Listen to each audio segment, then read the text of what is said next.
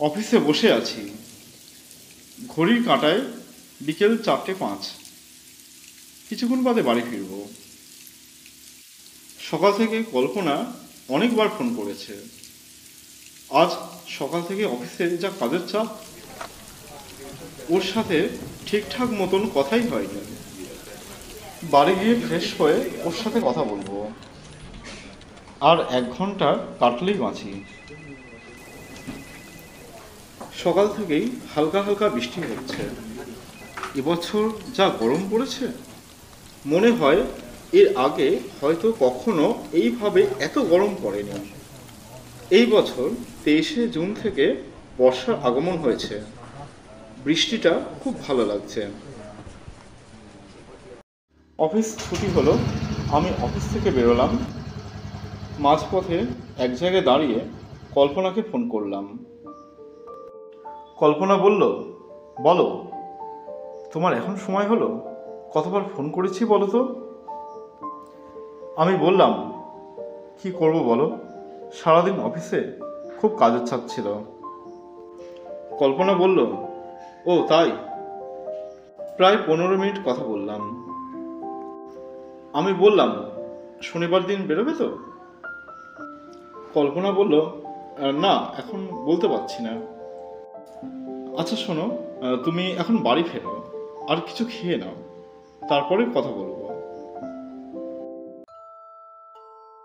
আমি অফিস থেকে বাড়ি ফিরলাম। বাড়ি ফিরে প্রতিদিনকার মতন স্নান করলাম। স্নান করে ফ্রেশ হয়ে একটু চা খেলাম। তারপর দেখলাম মা আমার জন্য গরম গরম চাউমিন এনে দিল। আমি চাউমিন খেলাম। মা জিজ্ঞাসা করলো, কী রে, তোর ফিরতে এত দেরি হয় কেন? আমি বললাম, মা বুঝতে পারছো না, অফিসে অনেক কাজের চাপ থাকে, আর সেই জন্যই ফিরতে দেরি হয়ে যায়। হ্যাঁ মা, আমার খুব ঘুম পাচ্ছে। মা বলল, অফিস শেষ হয়ে গেলে লাইটের বিলটা দিয়ে দিস। আমি বললাম, মা পরে কথা বলছি, আমার ভীষণ ঘুম পাচ্ছে, খুব ক্লান্ত হয়ে গেছি। মা বলল, ঠিক আছে, তুই শুয়ে পড়। মা চলে যেতেই আমি দরজা বন্ধ করলাম, কল্পনাকে ফোন করলাম, কল্পনার সাথে কথা বলতে শুরু করলাম। কথা বলার কিছুক্ষণের মধ্যেই আমি ঘুমিয়ে পড়লাম। ঘুম ভাঙলে ঘড়িতে দেখি 9:10 বাজে। আমি বিছানায় উঠে বসলাম। মনে মনে ভাবলাম, কল্পনা হয়তো এখন খুব ব্যস্ত, ফোন করে লাভ হবে না। ওর দাদা আর ওর বাবা সবসময় ওর চোখের পাশেই থাকে। তাদের চোখের আড়ালে কথা বলা খুব কষ্ট। এবার আমি ফোনটা ঘাঁটতে শুরু করি। হঠাৎ করে ফোনে একটি নতুন অ্যাপ দেখলাম। অ্যাপটির নাম ইফোর্ডেবল প্রাইস। আমি ভাবলাম, দেখি তো এই অ্যাপে কি আছে। অ্যাপটি ডাউনলোড করলাম। ওহ ওয়াও, এ আমি কি দেখছি! সত্যি অ্যাপটি আমার মন ছুঁয়ে নিল।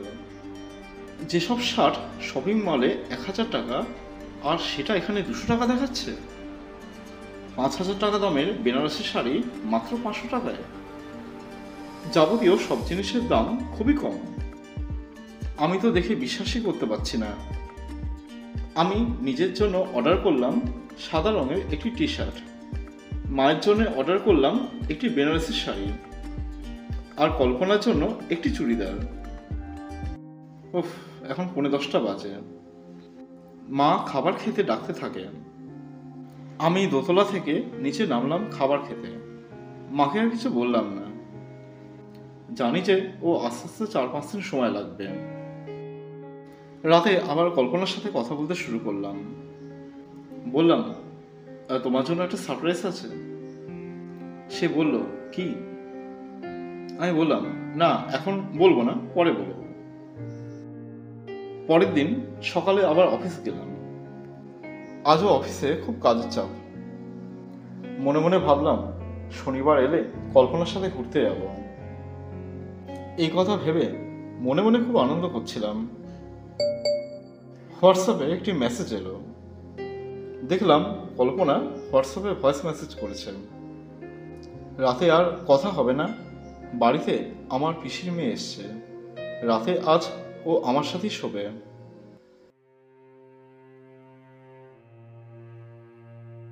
শুনে মনটা খারাপ হয়ে গেল। আজ 27শে জুন। আজ থেকে ঠিক 2 বছর আগে ওর সাথে আমার প্রথম দেখা হয়েছিল। সেই আলাপ কখন যে ভালোবাসায় রূপান্তরিত হয় তা বুঝতেই পারলাম না। আর এখন এমন অবস্থা এসে দাঁড়িয়েছে যে প্রতি ঘন্টায় কমপক্ষে যদি 1 মিনিট ওর সাথে কথা বলতে না পারি তাহলে মনে হয় এই ঘন্টাটা যেন শুধু শুধু পার হয়ে গেল। কিন্তু আজকে তো মনে হচ্ছে পুরো রাত্রেই খারাপ হয়ে যাবে। বিষণ্ণ মন নিয়ে অফিসে কাজ করছি। মা ফোন করে। আমি বললাম, হ্যাঁ মা বলো। মা বলল, শোন, রিনি মাসির নাতির আজ অন্নপ্রাশন। আমি তোকে বলতেই ভুলে গেছি, বাড়ি ফিরতে ফিরতে ওই রাত 8টা বেজে যাবে। তুই বাড়ি এসে কিছু খেয়ে নিবি। আমি বললাম, হ্যাঁ মা ঠিক আছে, কোনো অসুবিধা নেই।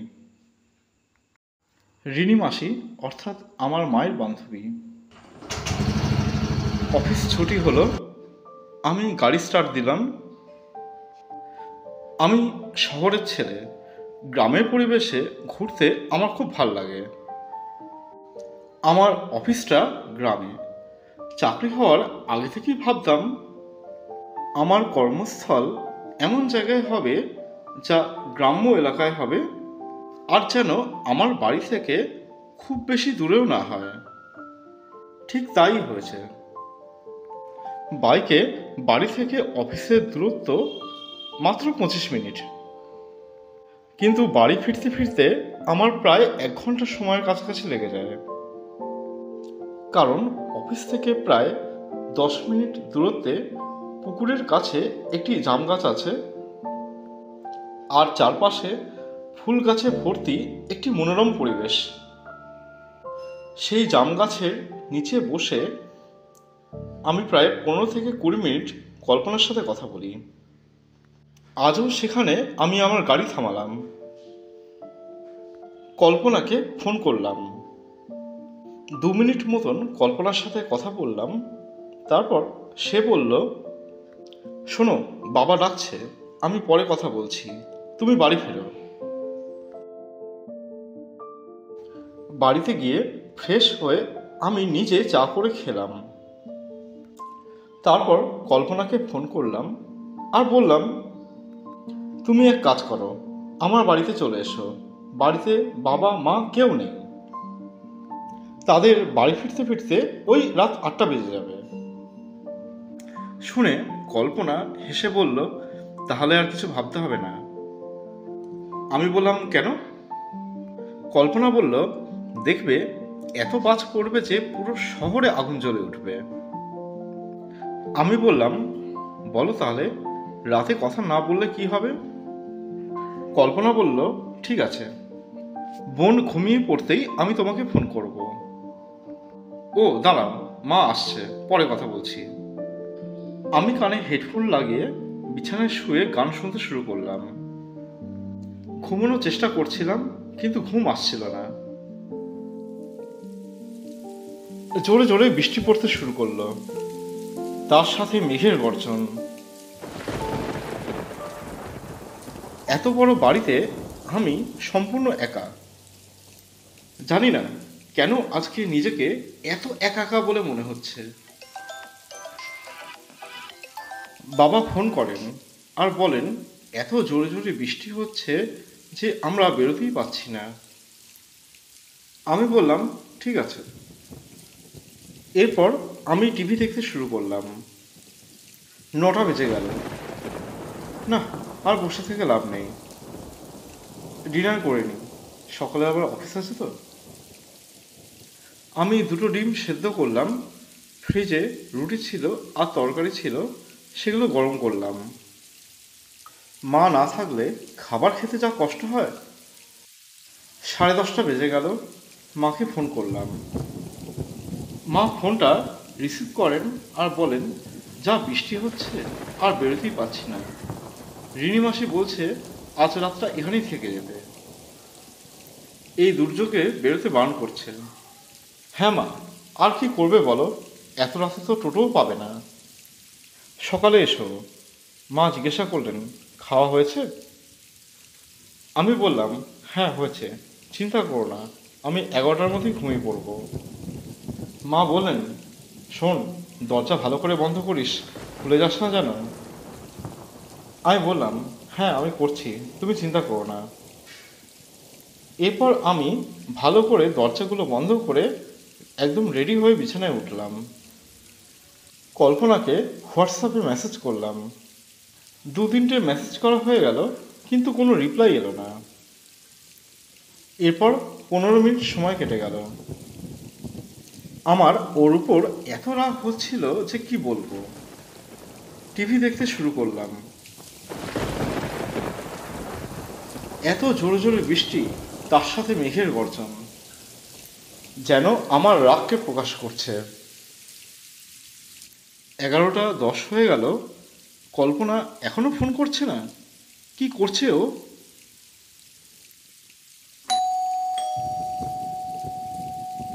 হঠাৎ কলিং বেলের আওয়াজ। এত রাতে কলিং বেলের আওয়াজ? বাবা মা আসেনি তো? কিন্তু এত রাতে ঝড় বৃষ্টিতে তো আসতে পারবে না। তাহলে কে এলো? আমার বেডরুমটা উপরের দোতলায়। উপরে আমার বেডরুমের সামনে বারান্দা আছে। সেই বারান্দার গ্রিলের সামনে দাঁড়ালে নিচে কেউ কলিং বেল বাজালে সেটা দেখা যায়। আমি বাইরের লাইটটা জ্বালালাম। বারান্দার গ্রিলের সামনে দাঁড়িয়ে দেখার চেষ্টা করলাম কে এসেছে। দেখলাম ছাতা মাথায় দিয়ে মনে হচ্ছে কোনো মহিলা দাঁড়িয়ে আছে। আবার কলিং বেলটা বাজাতেই যাচ্ছিল।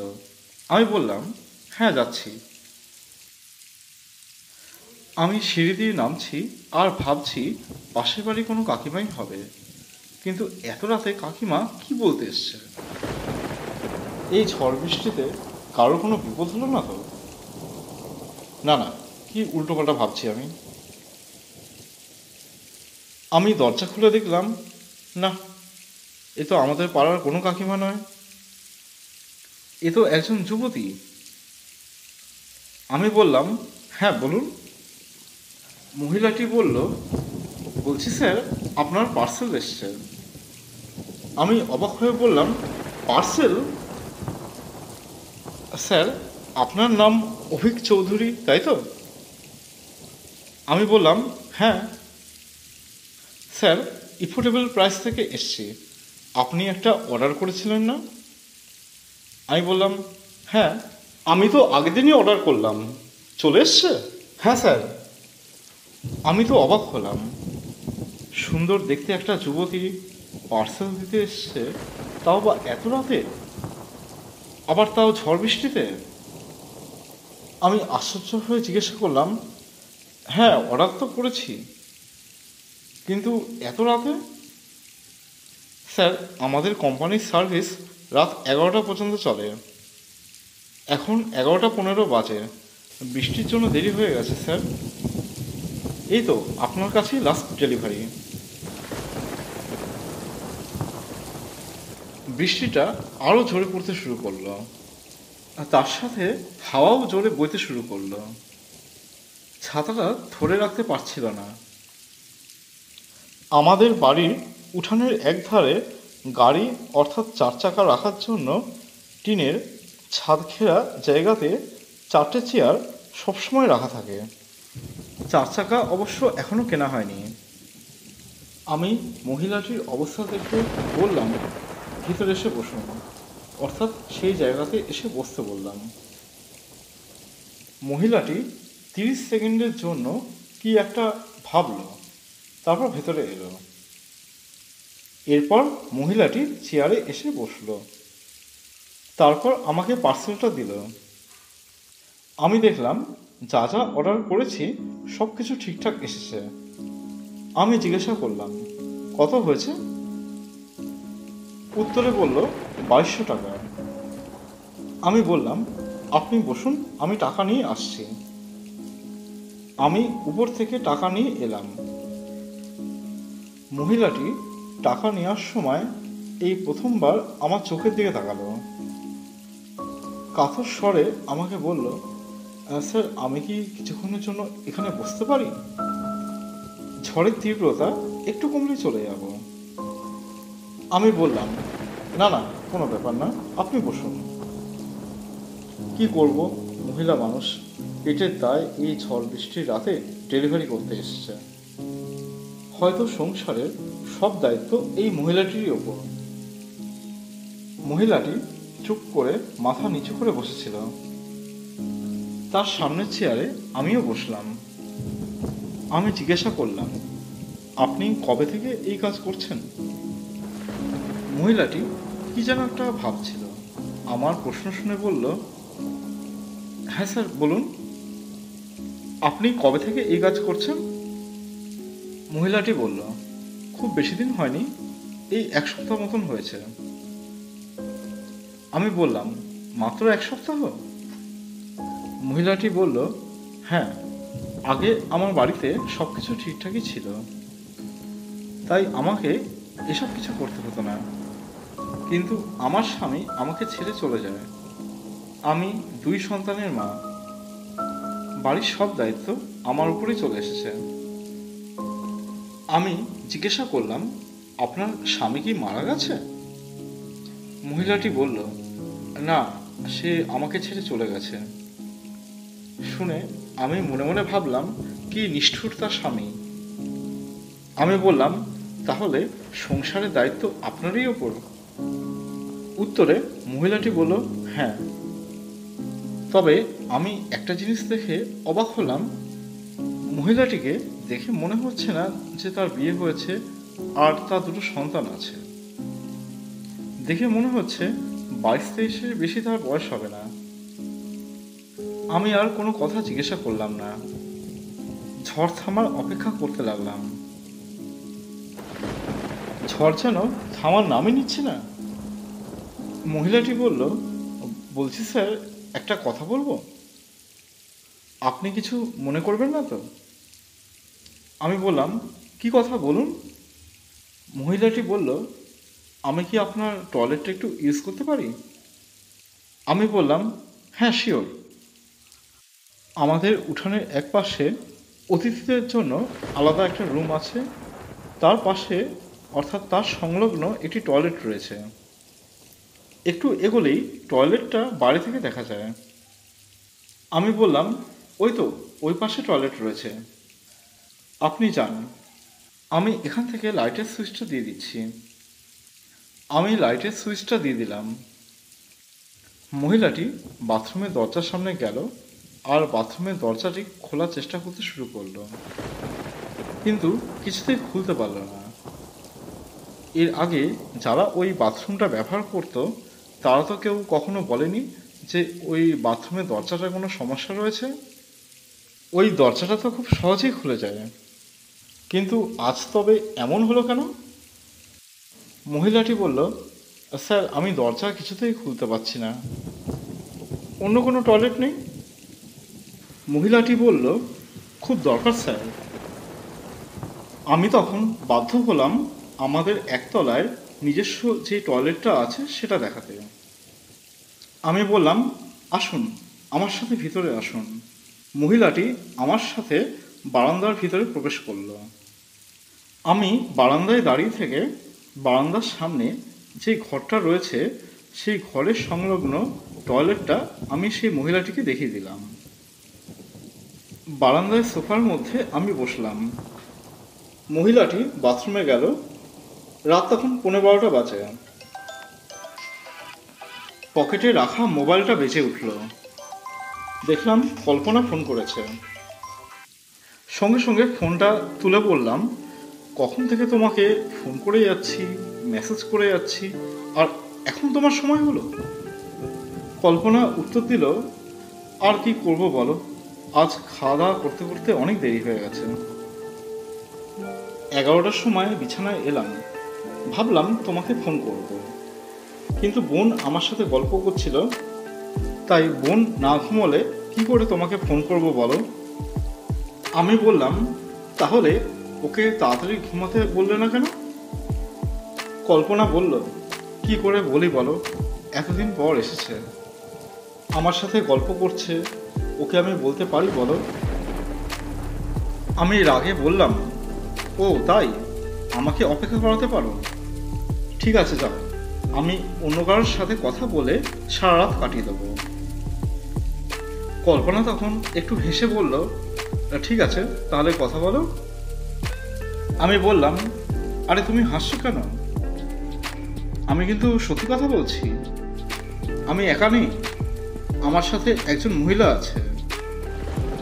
কল্পনা তখন জোরে জোরে হেসে বলল, এই সময় তোমার সাথে ভূত ছাড়া আর কেউ থাকতে পারে না। আমি তখন বললাম, ও তোমার হাসি পাচ্ছে তো?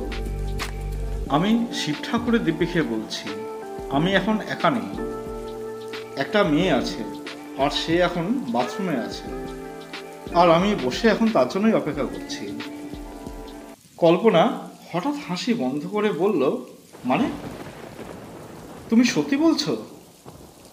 আমি বললাম, হ্যাঁ, আর আমি এতক্ষণ ওর সাথে কথা বলছিলাম। মানে ওই বাড়িতে এখন তুমি আর ওই মহিলা, আর কেউ নেই? সে যেন আগুনের মতন জ্বলে উঠল। তারপর প্রশ্নের উপর প্রশ্ন, উত্তর শোনার অপেক্ষা না করে আবার প্রশ্ন। কল্পনা বলল, শিব ঠাকুরের দিব্যি তো তুমি মিথ্যে করে খাবে না, এর মানে বাবা মা না থাকলে তুমি এসব করো? আমি মনে মনে ভাবলাম, যা বাবা, এ তো আমি ভুল করলাম, ওকে একটু রাগাতে গিয়ে আমি তো পুরো ফেঁসে গেলাম। এবার তো ও সত্যি সত্যিই ভাববে আমি এসব করি। তারপর কল্পনা জোরে জোরে কাঁদতে শুরু করলো। রাগের চোটে সে কি করবে সে আর ঠিক করতে পারছে না। রাগের চোটে ফোনটা কেটে দিল। ওর কান্না শুনে ওর বোন বিছানা থেকে উঠে বসলো। আমি ওকে বারবার ফোন করছিলাম, কিন্তু ও ফোনটা তুলছিল না, শুধু কেঁদেই যাচ্ছিল। সেই সময় ওই মহিলাটি ধীরে ধীরে আমার কাছে আসছিল। আমি অন্যদিকে মুখ ঘুরিয়েছিলাম, মহিলাটি ধীরে ধীরে আমার দিকে এগোচ্ছিল। আমি অপেক্ষা করছিলাম, ফোন তুললেই আমি ওকে সব সত্যি কথা বলবো। মহিলাটি ধীরে ধীরে আমার দিকে এগোতে থাকে।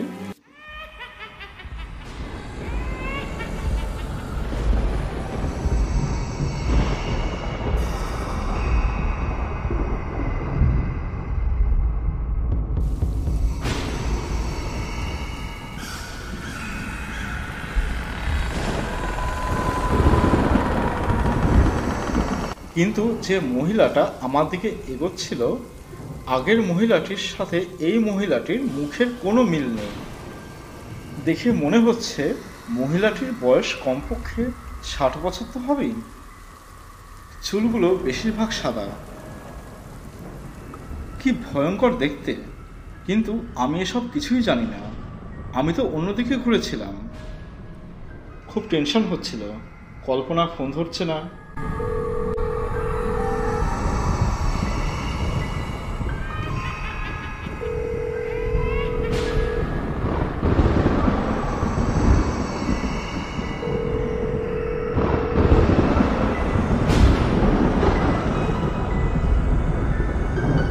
মহিলাটি হঠাৎ আমার কানের কাছে এসে বলল, কি ব্যাপার, ফোন ধরছে না?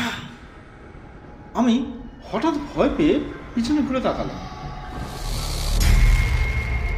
দেখলাম সব স্বাভাবিক, মেয়েটা আগের মতোই দেখতে।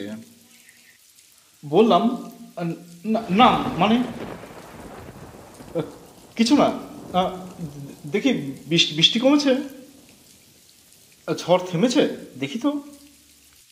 মহিলাটি দৃঢ়ভাবে বলল, এই ঝড় আজকে আর থামবে না। আমি বাইরেই দেখতে যাচ্ছিলাম, মেয়েটির কথা শুনে আমি হঠাৎ ভয়ে তার দিকে তাকালাম।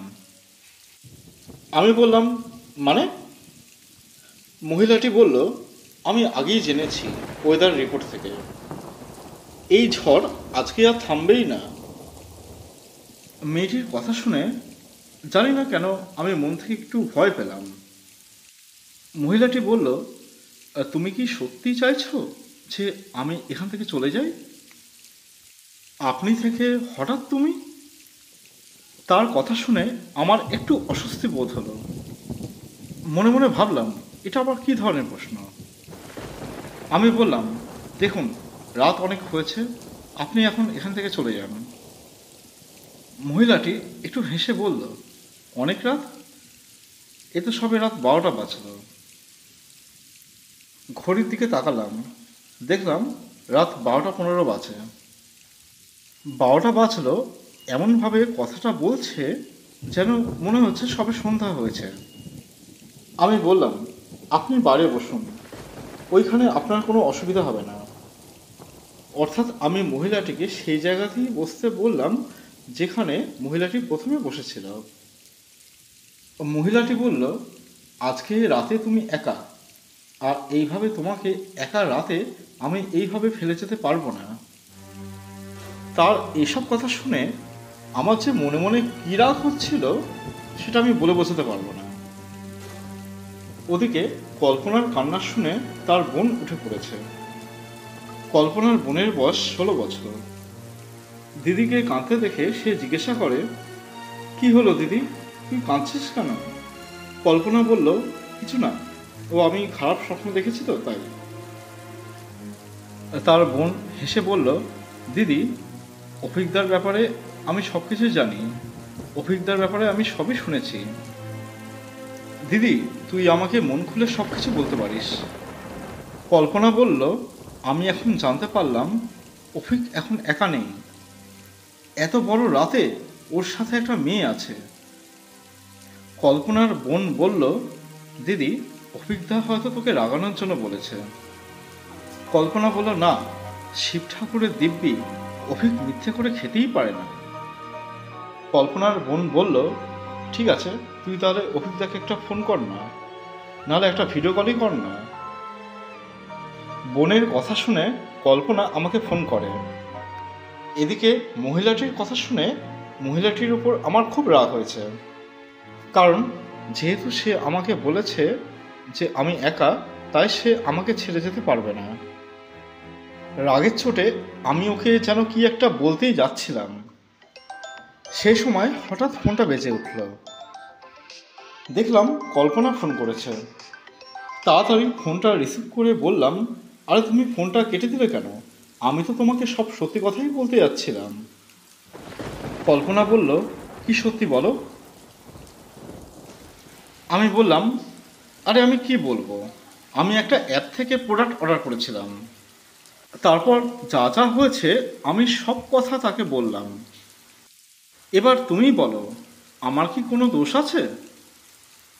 কল্পনা বলল, এত রাতে কেউ পার্সেল দিতে আসে, তাও বা ঝড় বৃষ্টির রাতে, আবার এক মহিলা? ওই মহিলা কোনো মানুষ হতেই পারে না, হয় সে ভূত, আর যদি সে মানুষ তাহলে সে কোনো ডাকাত গ্রুপের লোক হবে। তুমি তাড়াতাড়ি ওকে যেতে বলো। কল্পনা যে আমাকে বলল সে কোনো ভূত হতে পারে, কিন্তু ওটা কোনো সিরিয়াসভাবে আমাকে বলেনি। বলেছে শুধুমাত্র আমাকে ভয় দেখানোর জন্য, যেন আমি বিপদমুক্ত থাকতে পারি। আর হ্যাঁ, এই কারণেই অবশ্যই বলেছে তার প্রিয় মানুষটা যেন অন্য কোনো মহিলা থেকে দূরে থাকে। কল্পনার কথা শুনে বললাম, হ্যাঁ হ্যাঁ, ওকে আমি এক্ষুনি তাড়িয়ে দিচ্ছি। অদ্ভুত অদ্ভুত ওর কথা। কল্পনা বলল, মানে? আমি তোমাকে সব বলছি, আগে ওকে যেতে বলি। আমি মহিলাটির কাছে গিয়ে বললাম, অনেক রাত হয়েছে, আপনি এখন চলে যান। মহিলাটি একদৃষ্টে আমার দিকে তাকিয়ে বলল, আমি চলে যাওয়ার জন্য আসিনি কিন্তু।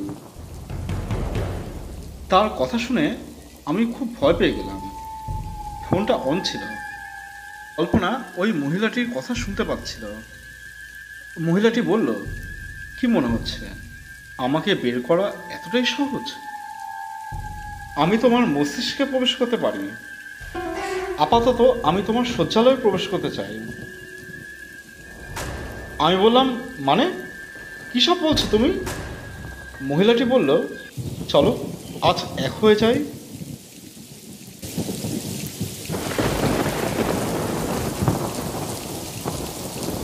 কি হবে এবার অভিকের সাথে? জানতে হলে অবশ্যই দেখতে হবে 27শে জুন 2024-এর দ্বিতীয় পর্ব।